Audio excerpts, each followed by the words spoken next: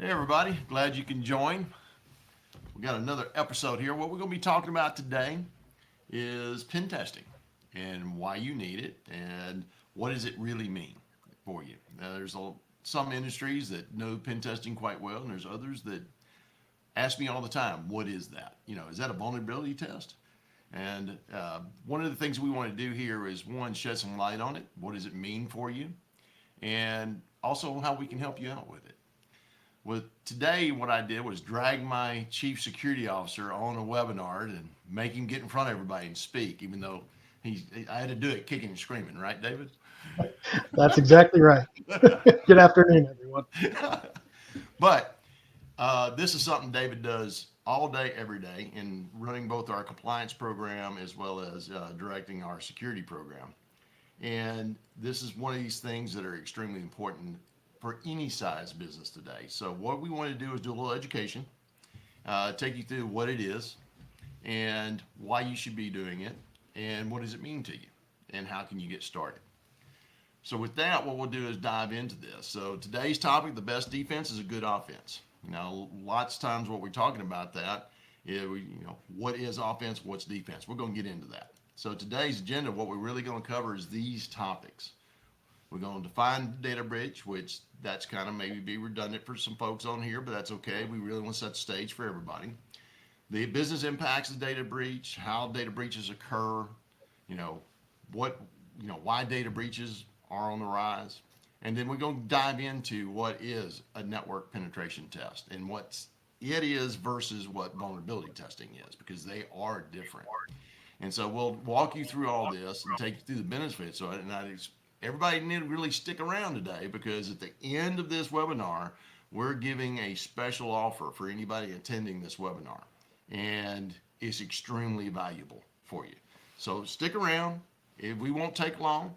We're really going to walk through this. We're going to make sure you're educated, and we're going to make sure you understand what you need. If there's any questions, just pop them into the chat at any time. We'll get to them. I'll feed them in as we're going along. We don't have to wait to the end. But if you got a question, put it in there. We want to address that for you. All good. David, you got anything else to pop into that? No, that sounds good. All right, then. Let's go, man. So what is a data breach? We talk about this. It's highly calculated criminal infiltration, which can take many, different forms of what you're getting in there. But what they're trying to do is bypass your network security to get to your information. That's just in simple terms what a breach is. Okay? It's where, they're trying to get your information because they can make money off of it. And if they can get your information, that really creates, a lot of turmoil and chaos into your environment.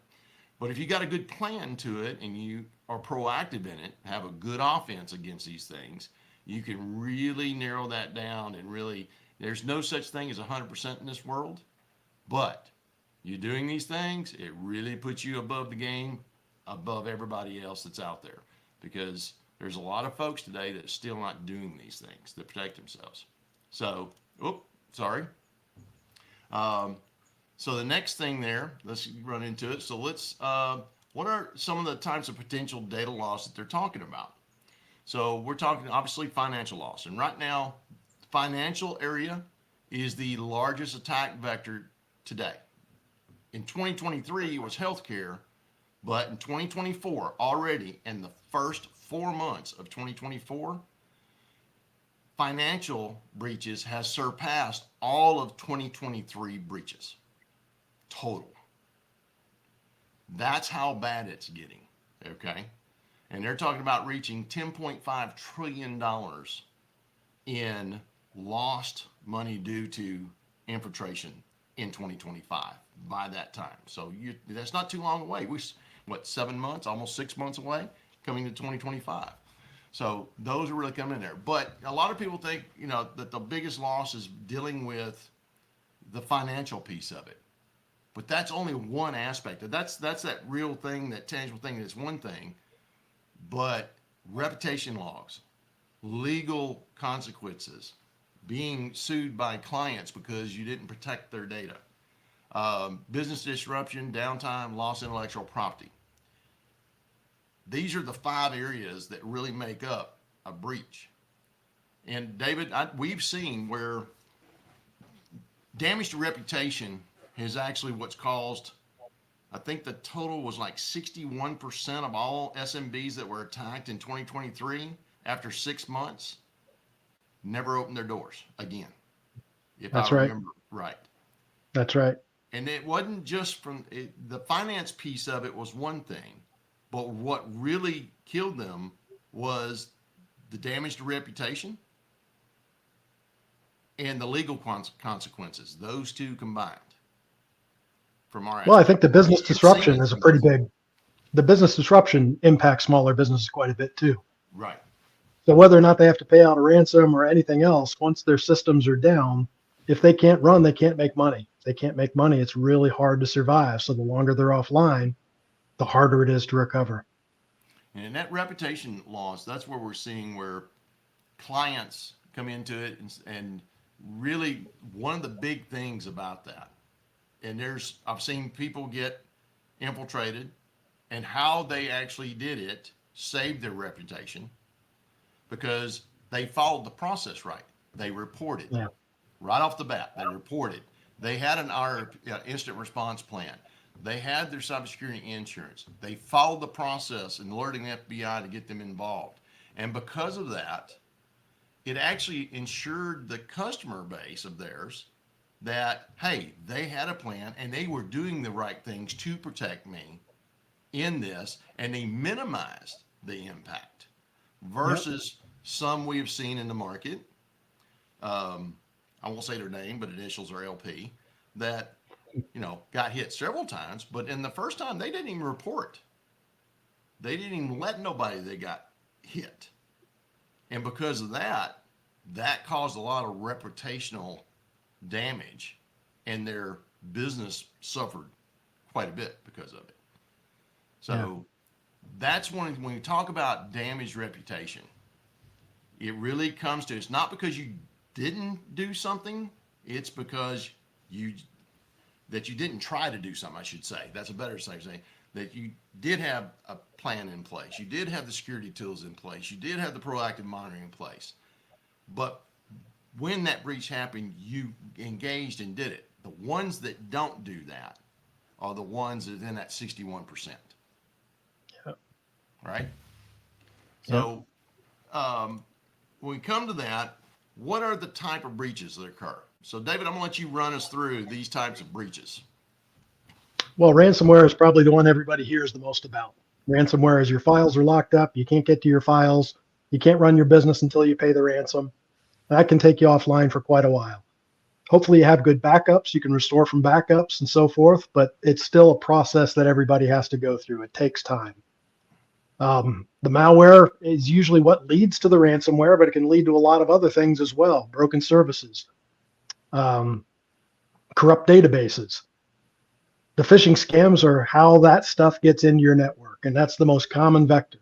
90 some percent, right, Wayne, is Mhm. where most of these issues originate from, is somebody clicking on a malicious link, somebody downloading something they weren't supposed to download, somebody with too many local permissions, too high of local permissions, and giving themselves the ability to install some of these things. And then denial of service is something you really can't do anything to protect against. They can jam your network up. They can shut down your web traffic. If you run a website or anything on the web services, denial of service can be catastrophic.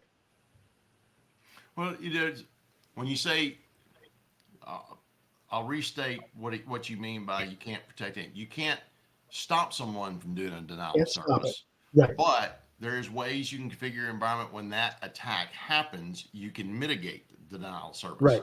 with geofencing and things of that nature that you would do at the edge.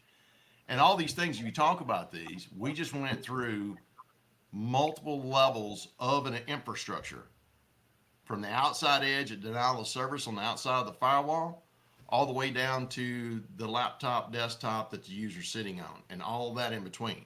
There's multiple layers that attack vectors, breaches can happen at. And I Yeah. think that's a lot of people I talk to. So I got a firewall, I got an antivirus, I'm good. You started, Yeah. you got to start, but that's not all of it because there's other places that this stuff can happen. And you're right. Per the FBI, still 90% of all breaches start at the phishing scams or smishing, vishing scams today. Okay, Yeah. what I mean by vishing and smishing now is smishing is SMS texting. Uh, I get some of our folks even got texted. Some of our BDRs got a text. It was supposedly from me, wanting them to do something. And of course, we train our folks religiously with secure awareness training. And so the first thing they do is they contact me on another medium to validate that coming Yep. into it. And then the vishing, that's video. That's where a lot of everybody's talking about the deep fakes now, is the video fakes and the voice fakes that's happening there because of AI and what's happening there. So Yeah. that's expanded a lot over the last 6 to 12 months A whole lot. in that whole area. But there's a actual report from the IC3, which is the actual body that the FBI works with, that tracks all the different types of attacks, reported attacks, the impacts of it every year. And out of the top 5 that's there, business email compromise, which is where phishing has a lot of its start from, is still the largest one. And because of that, they're saying that 90% of all that happens there because of lack of training. Not one-time training, ongoing training, because Yep. these hackers are changing all the time. How they get in there, they can really make a bank email look pretty real these days. It's getting harder and harder to do it unless you keep your training up to date. So in these are the areas that the hacking can start. They come in, and there's multiple layer attack to go protect yourself in there. So why are they on the rise? Now, I talked about earlier, the value, the personal information is the highly valued because that typically gets you into bank accounts, financial accounts, that are, whether it's corporate or personal, into there. So this training not only helps you from a business standpoint, but you're helping your employees protect themselves at home. Why should you care about that?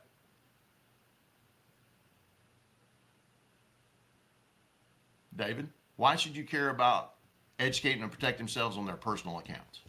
Yeah, I apologize for that. Yeah, it's a thing freeze, the window a little freeze. bit. I figured that. Yeah, I think the biggest reason is business and personal is blending together nowadays. People are working from home. People are getting emails on their personal devices. Um, the attacks come from anywhere and everywhere. Organized crime is running these outfits. It's not just a guy in his basement trying to steal a few $1,000s. It's organized crime. When Wayne talks about a $10 trillion potential loss this year, that's a whole lot of money. That's bigger than the gross national product of any country in the Yep. world. It's a lot of money.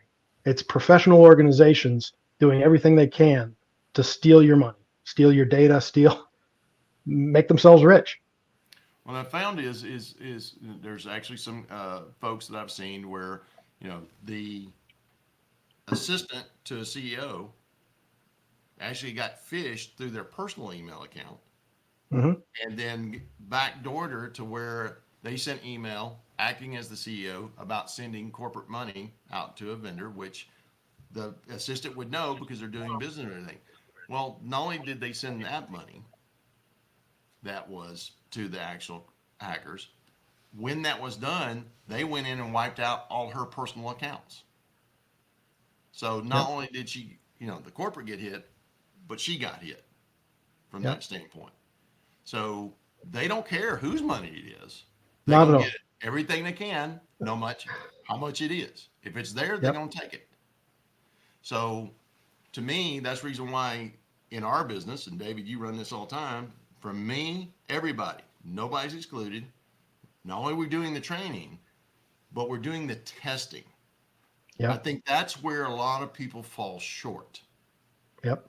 is doing the actual simulated testing to verify if they really learned something from the training.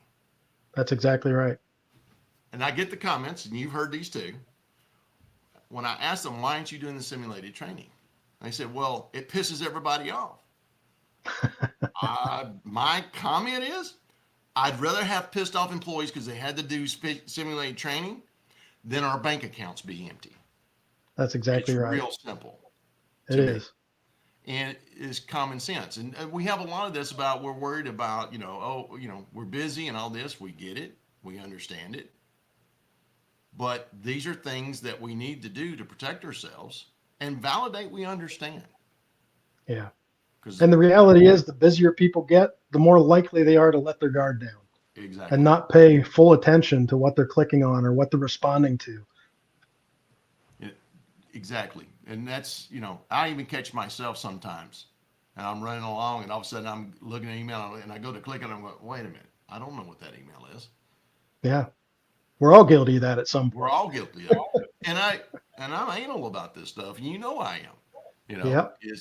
We push hard on this because we want to look at it from our perspective is we have to protect ourselves to where we have a responsibility to our client base, right? So we got Yep. clients we support and all this.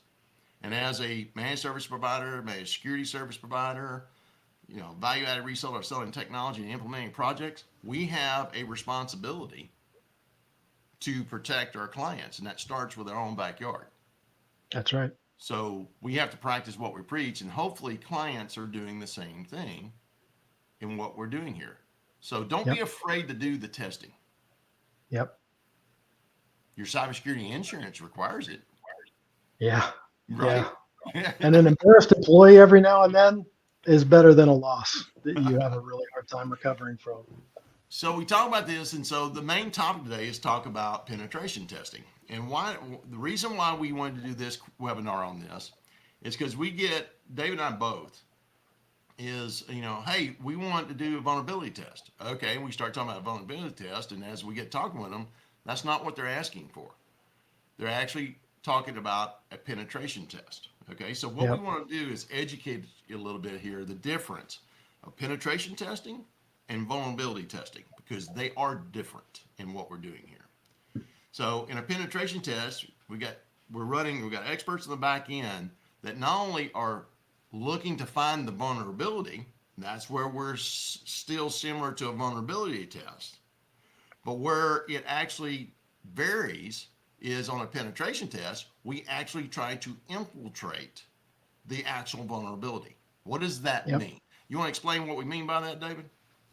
Yeah. If it finds a vulnerability, it's going to try to log into that firewall that the vulnerability is exposed on. If it finds RDP, it's going to try to log into that machine. It doesn't just identify the vulnerabilities and say, hey, you should lock this down, or yes, this should be protected. Maybe you do have two-factor authentication locking down your RDP. That means our penetration test is going to show that. We may get the account right, but we don't have two-factor authentication. We're not going to be able to get in. But it goes that extra step. It doesn't just identify the vulnerabilities. It actually tries to exploit the vulnerabilities. It'll try to log in with a series of accounts, series of passwords, same tactics hackers would use. This penetration test is going to do to make sure that you are protected the way you need to be protected. Yes.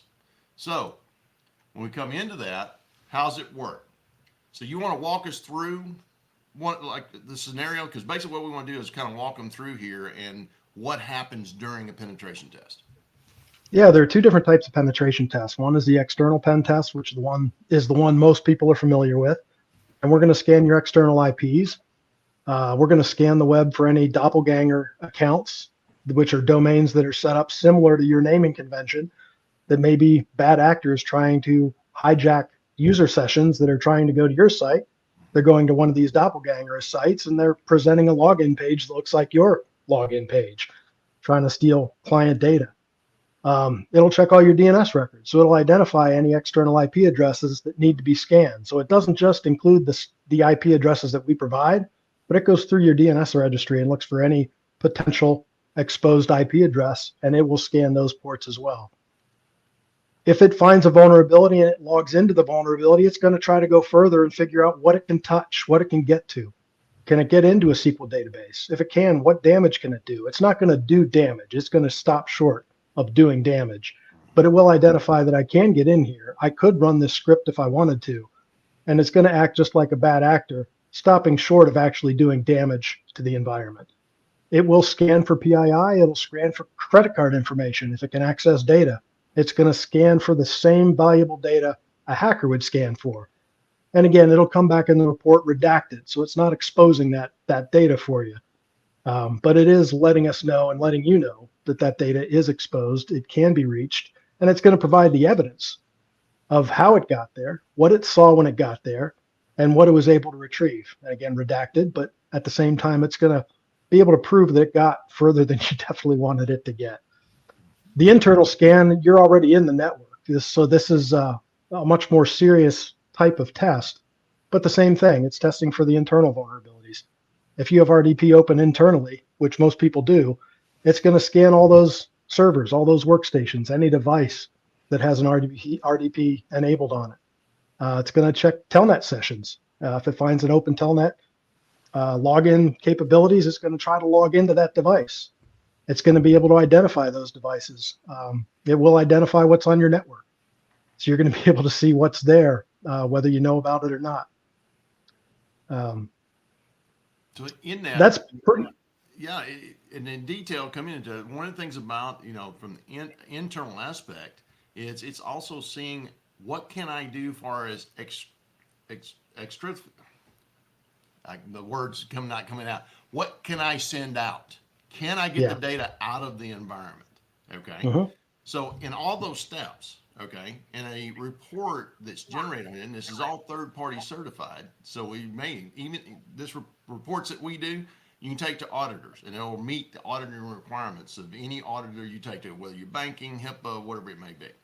But what it's Right. going to show you is not only what it found, but screenshots, and this is the evidence that David's talking about, is it's going to show you the screenshot of the vulnerability. It's going to show you the screenshot of how we penetrated it and the results of the penetration. So we're going to show you the actual commands that we used to infiltrate the vulnerability. So now you know what you need to go attack, and then we can also validate whether you fix it or not. So this is really getting in is where are the holes and can I do something with them? That's the big difference between pen testing and vulnerability scanning. Okay, one tells you, hey, you got a potential problem here. This one, you got a potential problem, and we validated it's a real problem, and here's what you need to go to address it, because it's going to give you recommendations or reports on what you need to do to fix it. Okay, so that's the huge difference between the two. Okay. So, what your business needs for penetration testing? Okay, so when you come in here, you got real world simulation that we're talking about, risk prioritization. When we look at these things, we're actually the report's going to grade from critical to low. What come in there, so you can prioritize the big things you need to go fix and work yourself down in those. So vulnerability identification, so it's finding those things. The security assessment, risk mitigation, compliance and regulations. So when it comes to compliance and regulations, this is an area where sometimes I ask clients, what controls, what industry regulations do you need to meet these things? Okay. Okay.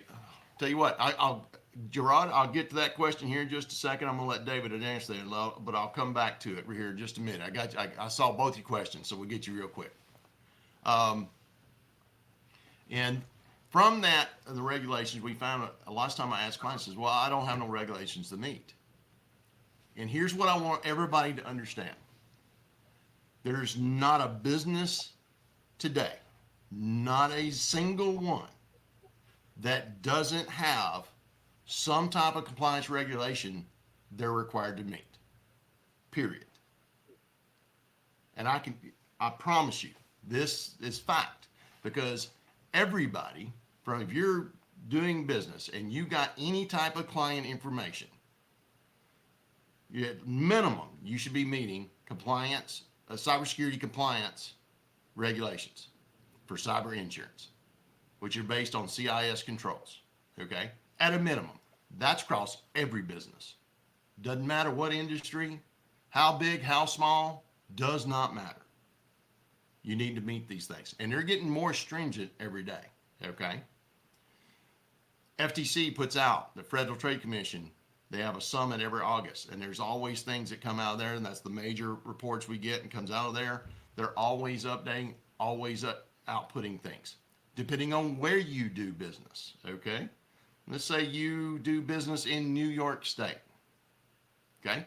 You just do business. You have an office. You do business with clients in New York. You got to meet New York DFS. Do you know what that is? Right? That's where we try to help everybody to understand that piece, because we find that most clients, and David, you can chime in on this, is because you're doing this in our compliance program, is we spend a lot of time having to educate around that piece alone. More Oh, than for the sure. security side than the actual tactical work. Yeah. Yep. And so, Every day. yeah. So let's go. You want to address Gerard's questions right here? Yeah, what we're talking about today is network penetration testing. We can do application penetration testing, but that's a separate quote. It's a little more detailed in terms of the information we need to gather. It will test for cross-site scripting. It'll look for any vulnerability in any web application that's presented to us. So those are done as a one-off. We'll be able to quote those to anybody that needs additional information on the application, the web application testing. Great questions, Gerard. If you got any more, keep bring them on. Yep. So hopefully this makes a lot of sense to you what we're doing here.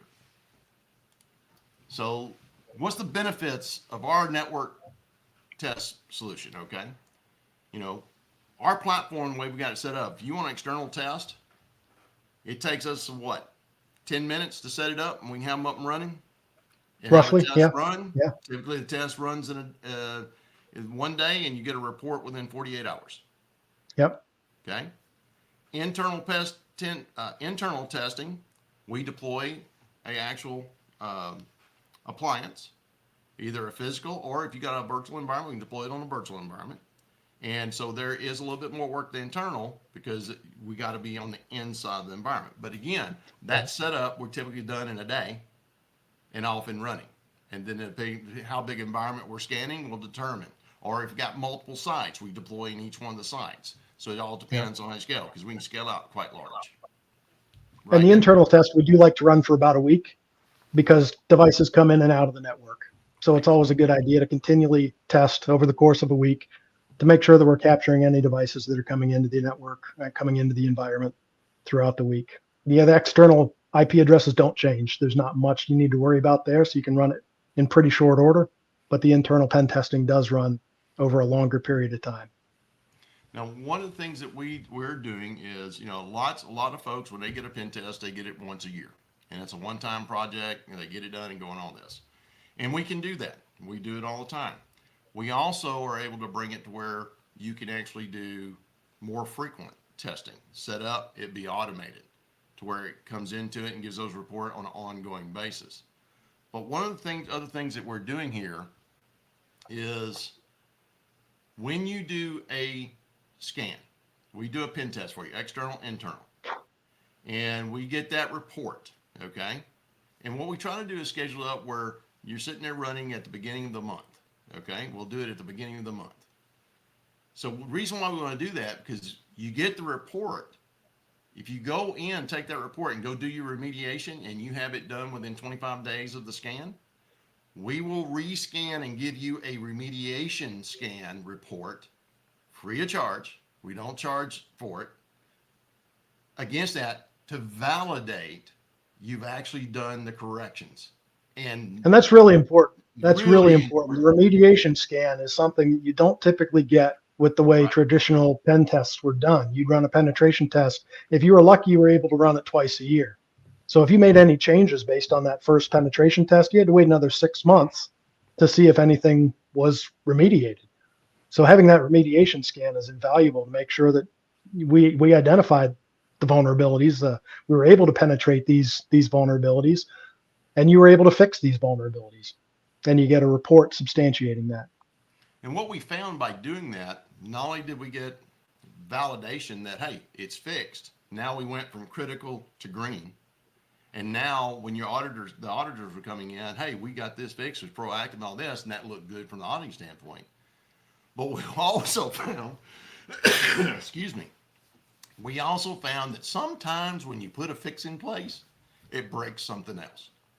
Mm-hmm.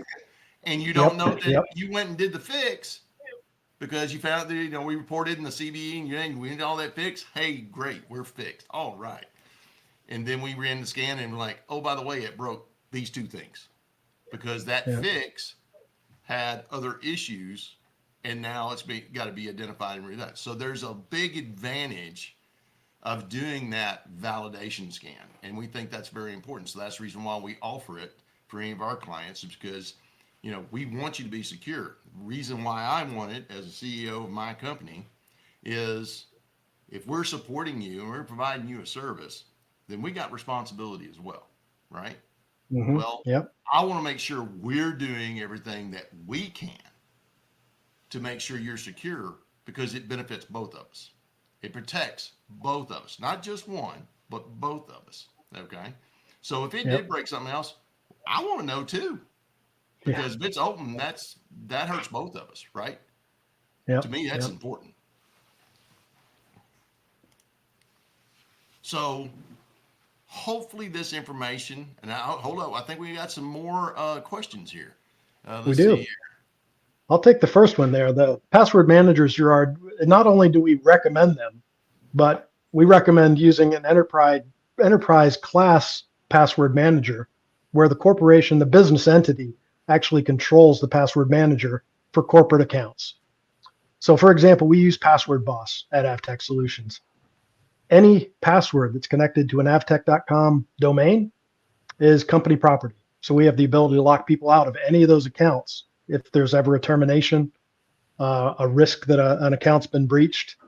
We can control the avteksolutions.com passwords for all of our employees, but we don't touch their personals. So there is a separation between their own personal passwords and the corporate passwords.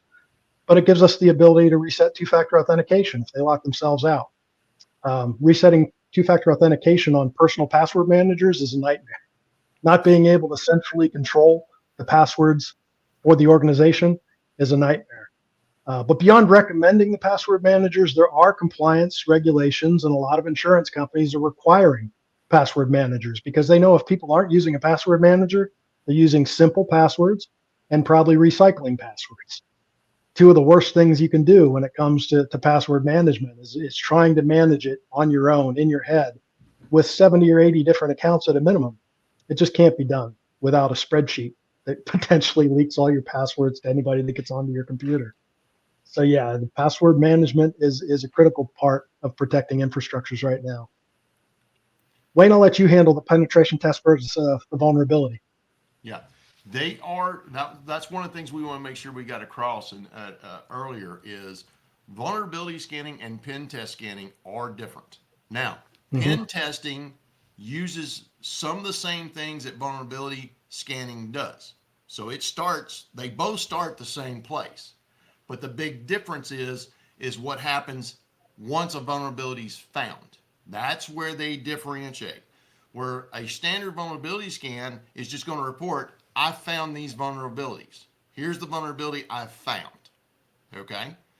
But what a pen test does is takes that vulnerability and acts upon it. What can I do with that vulnerability? How far can I breach that vulnerability? Again, like David said earlier, we do the same thing as a hacker, short of actually harming anything. We want to know if, okay, I found this vulnerability at the firewall. Can I actually log into it? Can I access a server on the backside of it? And we capture the screenshots showing exactly how we did it. And that's what goes in the report. So the big difference is vulnerability reports, I found the vulnerability. Pen testing takes, I found the vulnerability, and here's what I can do with it. And here's what we recommend you do to fix what we did. That's the separation. That's the big difference between the two. Yep. Do you need both? Katie has a I want to finish. He had a second part to the question, which I think is the most important question he asked. Do I need both? And the answer is yes. Yes Because, and no. yeah, Yes, because vulnerability scanning is less expensive, so it's easier to budget. But at the same time, the deals that we can offer on penetration testing may make the vulnerability scans a little less relevant. So we'll get into agreed. that a little bit later on too. From the And then tactical point Katie's of view, question, yeah, yeah, Katie's question plays into that a little bit too. How often do you recommend doing pen testing? As often as you can afford to. Things change on a daily basis. Vulnerabilities are identified every day. I think there are going to be more vulnerabilities identified in 2024 than there have been in the last decade. yep, It's getting that bad, and they're being exploited quickly. So vulnerabilities aren't coming out and sitting there without any activity on them. People are reacting to the vulnerabilities almost immediately. Sometimes before, when you hear about the 0 days, you're they're right. finding out about the vulnerabilities before we do. So a vulnerability scan is good if that's all you can afford. But the penetration testing does go that extra step. You're going to get more bang for your buck with the pricing that we're going to be able to talk about here coming up. But I would say at least quarterly would be a good idea. I think that's definitely what you want to do. And Lois has a question about disrupting the business. I've run quite a few of these before. Yeah, yeah. They disrupt your business in a couple of ways. One, if you don't tell the IT staff, they're going to get a ton of alerts if your software is working right. If your defense tools are working the way they should be, what we're doing should set off a lot of red flags, a Yes. lot of warning signs. If it doesn't, that's a little alarming. So I've had some people Yep. want their IT staff to know that we're going to run it. We've had others that say, no, I don't want you to let them know. I want them to tell me that you're running it. But it really doesn't impact the network at all. It knows how much traffic it's utilizing in the process of the test, and that's why we say the external is going to take a day. It's not going to crash your network. It's not going to crash your website. It's not going to crash your email.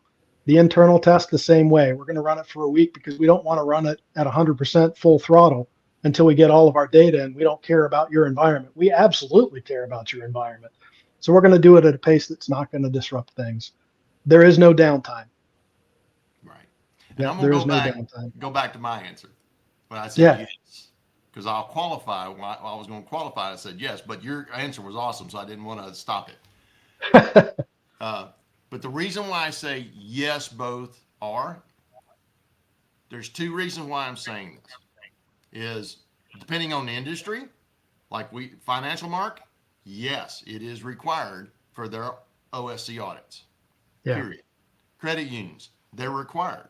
So there's certain industries that it's required, period. There's not an option. True. You have to have True. both. Okay. Now, other industries, vulnerability has always been there. It's always been in the controls, just never enforced. But now, today, because of all this stuff happening in cybersecurity, insurance, all that, now it's being mandated that you do the vulnerability. But now we're starting to see out of the FTC in certain areas, they're starting to make it where penetration testing is required. Yeah. So is it across 100% of everybody? No. There are industries that it is required, period. There are others they're starting to require it. What do I mean by Yeah. that? So banking, obviously, required. Non-banking financial institutions used to it was not required. Vulnerability was, but pen testing was. Yeah. As of May of this year, it is required for non-banking financial institutions Yeah. because you got the vulnerability. That's well and good, but if you don't know how to fix the vulnerabilities, you can't validate them. That's an issue. So they're starting to creep some of this stuff together. And that's where reason why I start saying yes. But that's also where we sat down and said, okay, if it's yes, the way pen testing is being done is extremely expensive. How can we do this? I actually got tasked by one of my customers, one of the banks. Can we do things that can help them because it's so expensive? And that market penetration testing, most people didn't know, and there was only a few people that did it. Yep. And there was only so many tools to do it, and the tools were extremely expensive. Extremely. Yeah. In today's market, now we got those same tools and more through platforms that allows us to do it very efficiently and very cost efficiently for customers. Yeah. So because of that now, that's also the reason why I say yes, is because we're able to deliver it at a cost that helps the customers be able to do this. And if I can Yeah. have a penetration test versus just a vulnerability test, I'll take penetration all day long Yep. Yep. because it gives me both. Yep. Hopefully that answered. We did. Did we answer everybody's question there, or did we miss any? Oh, Well, we got one here from Gerard about how do you know what kind of pen test to get? Just give us a call. The external pen test is the foundation. That's the basic. Everybody should have an external pen test done. That's going to see if we can get into your network. yep. The internal is going to find out if somebody does get into your network, what type of damage can they do. So definitely a very valuable report as well, but external is more important. You need to run an application, a web application penetration test if you have an application that you've developed that you're exposing to the internet. You need to know if somebody goes to your application, interacts with that application, can they do the cross scripting? Can they inject code and bring your website down, corrupt your database, steal data? You need to know that, especially if it's an internally developed web-facing application. And a lot of financial institutions have those. A lot of medical offices have those. Hospitals have those. That's where you need to look at the application penetration testing, and that's why it needs to be quoted, because every situation is a little bit different, and the quote will come back based on the complexity of your environment, of your situation. Katie, got another one there for you. Share best practices for remediation and mitigation of vulnerabilities identified during testing. Wow, wow, what a question, Katie. Wow, best that's a best great practice. question. If you think about what we identify when we're scanning for vulnerabilities and we're doing a pen test and identifying how we can get through, there's a really good chance the bad actors have already done that. So time is of the essence. Um, is there a best practice for it? Yeah, do it yesterday. It's scary out there. It truly is. We see things every day in our Well, industry that's that are. in going to that. That's one of the things that I love about our report is because we lay it out from a standpoint of critical to low. Here's Yeah, what we need to do. Here's the things you need to do to go remediate. Okay. As part of that remediation, the recommendations that we're giving you is to one, to get rid of the actual vulnerability, because that's what it's coming yeah, down to is we're eliminating the vulnerability. Okay. And by doing that, when you go do those things, typically that information becomes a knowledge base, a configuration knowledge base input that you put into your information. So next time you go configure a port like that for something else, you do these things to put in place. So those remediation steps and the recommendations actually feeds into your documentation, into your best practices you should do is moving forward. Because lots of times you going in, you deployed a firewall and now you're deploying APs, access points, onto your firewalls. Well, when you go do that and you're controlling it from there, what are the best practice for doing that and making sure that you're getting rid of something like split tunnel? Because lots of times the yeah, vulnerability testing and the penetration testing, we're finding where we can go backdoor through person's home to get into the corporate network. So yeah. those now start feeding is, hey, you need to configure these things and you feed that in. Now it becomes part of your implementation best practices as you move forward. So that's great information from those reports. That's probably the part I like about our reports more than anything. Yeah, and the one thing I didn't mention in the reports, and I don't think you did either, because we kind of take it for granted now, it's in English. You can Yes. understand it. You don't have to be highly technical to understand these reports. And that floored me the first time I read one of these reports is, wow, anybody could understand this. This makes sense. The instructions they give you on how to fix it are clear. They're not overly technical. They're not confusing. That was very impressive to me. And I think it'll impress you guys as well. Gerard's got another good question there. Are we able to test non-window devices, Linux and Unix systems? Anything that presents a login, yes. Yep. If we're scanning the network and we find that port 22 is open on these IP addresses, it will try to log into that device regardless of operating system. Yep. It's not going to know if you have a custom Linux application running on something it's going to use commonly used applications, the commonly used operating systems, and the commonly used default passwords that a lot of people just don't change. That's where it's going to start with the penetration test. First thing it's going to test is, did you change the default password? Because if you didn't, that's a very bad thing. And we're going to find out and we're going to tag that. I mean, it's going to look for whether it's a firewall login, both internal, external. External is going to look, hey, is the login, HTML login to the firewall, is it exposed? Is Yep. it, what's going on there? Internally, do we look at, coming into it like the VMware and its portal, its interface from not only the ESX host itself, but also like the actual patching update manager, which is where a lot of hacks have happened. It's looking Yeah. at those things. So when you're looking at it from the penetration testing, what we do, and our vulnerability scanning, because we do vulnerability scanning, we can platform that, and then this is we're looking at anything that's on the network we're trying to get into. Yeah. Doesn't We'll matter log what it into a is. phone. We'll log into a Yeah, printer, what phone? scanner. It doesn't It doesn't matter. We're matter. going to try to log into anything. If it's Exactly. on the network, we're going to try to get into it. Okay, you want to take Gerard's next one? Gerard's, I love it, Gerard, man. He's asking all great Yeah. questions. This is one I'm not entirely clear about because I'm not a network professional, and I'm going to admit I'll that. take it. So when you get into when we set up the scopes to actually go scan, okay, what we look at is when you're double nats, you typically try not to beat it because we're doing internal, we're getting past the double natting, okay.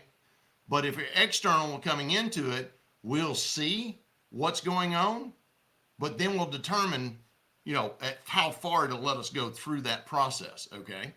Now, on your multi VLANs, yeah, we can scan ranges of VLANs, okay, and coming into this, we can do 10,000 IPs. I mean, we lay it out. But also, if we're going in with, if we're going into an environment that's quite large, is it all in one site? Is it multi VLAN in one site? Is it multiple sites? Are those sites point to point? Or are they going across VPN? Depending on the network infrastructure laid out, is going to determine how we're going to deploy our appliances into there to get a full picture scan of the environment. Okay? Because sometimes you need, on the VPN, you don't want to go across that. Coming to that, you want to have one scanning from both sides and see what happens. If it's a point to point, yeah, I can set in one site and everything's coming in, ISP coming from one place. I can do it on that one site. So it will vary based on what the environment looks like, how we'll deploy. But can we do multi VLAN? Absolutely. Diffie Hellman. You know what he's Yeah. asking there, David? I'm familiar with Diffie-Hellman. I'm not sure how that comes into play here. So, Gerard, if you could expand on that a little bit. What do you mean Yeah, by we got issues with about a 15 Diffie-Hellman? second delay in what you put in us talk. So if you can give us a little bit more, you know, content about what you're asking there, Gerard, that'd be great.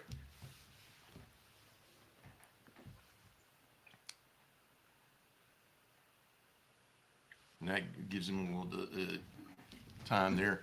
I think we got all the other questions, didn't we? That was I great. believe so. Great questions. Oh, awesome questions. Yeah. Okay. Excellent. Okay.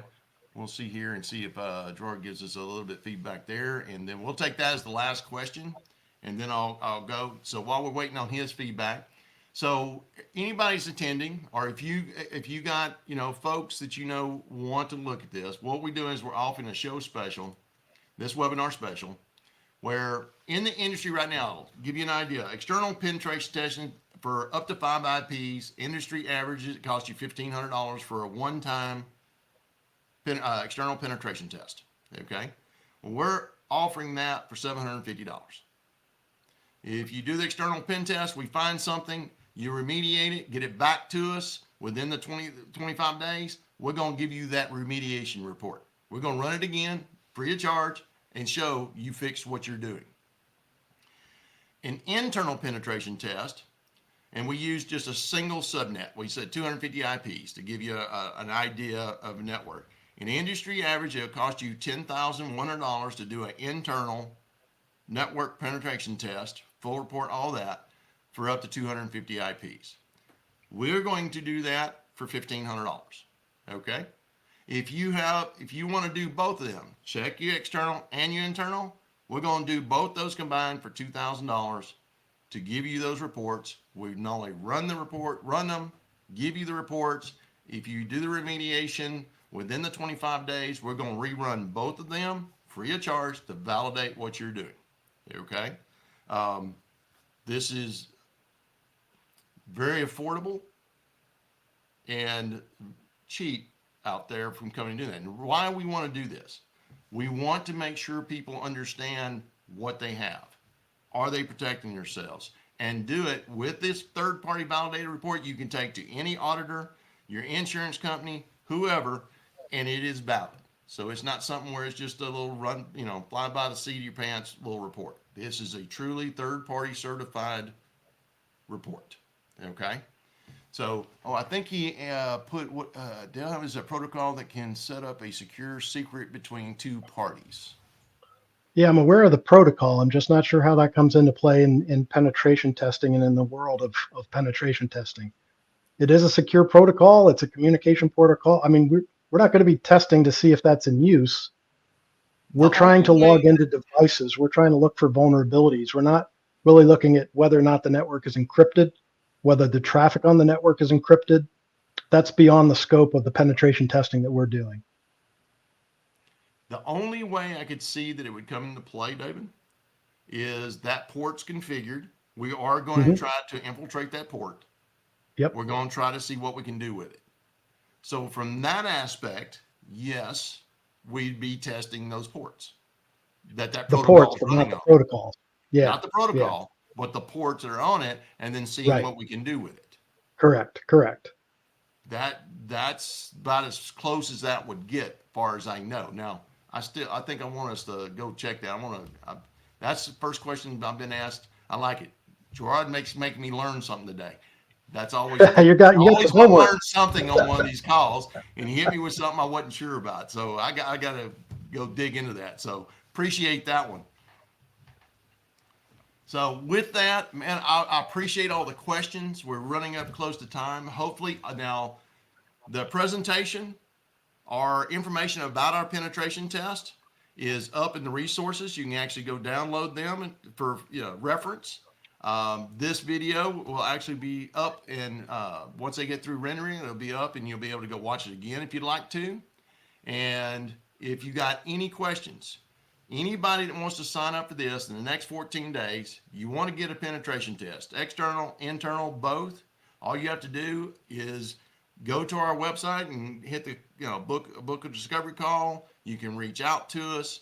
On your screen, there's actually a spot you can actually go and click and actually book an actual call with us. We'd be more than happy to do this for you and help you along your way on the staying secure out there. So hopefully this was good for you. Learned a lot. I know I had fun with it. So we'll have to we'll do something else similar to this here pretty soon, huh, David? See, sounds good to me. bad, right? It wasn't that bad. Wasn't that bad? See? Just a conversation. That's right. I told you. Don't, it's not bad. Next time you do it by yourself, how's that? Nope. Still not there. All right, everybody. Well, y'all have a great week. Hopefully, no one's in the storms that we've been sitting in. But I appreciate y'all attending, and we'll see you next time. Thanks, everyone.